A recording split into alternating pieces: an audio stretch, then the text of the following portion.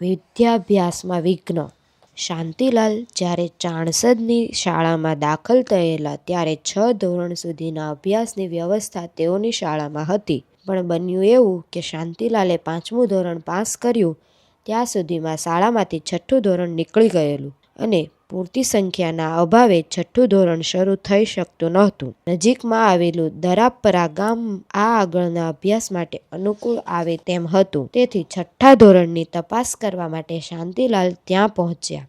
પરંતુ ત્યાંના શિક્ષકે 10 વિદ્યાર્થીઓ થાય તો 6ઠ્ઠા ધોરણનો વર્ગ શરૂ કરવાની તૈયારી બતાવી. તેથી શાંતિલાલે આ સંખ્યા ભેગી કરવા માટે કમર કસી.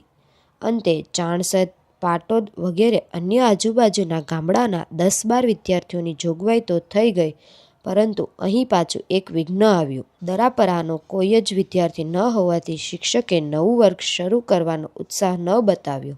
આ સંદર્ભમાં તેઓ ઘણીવાર રમૂજમાં કહેતા કે 1 વર્ષ ઢોરા ચારવામાં જ ગયું. છતાં શાંતિલાલ નિરાશ ન થયા.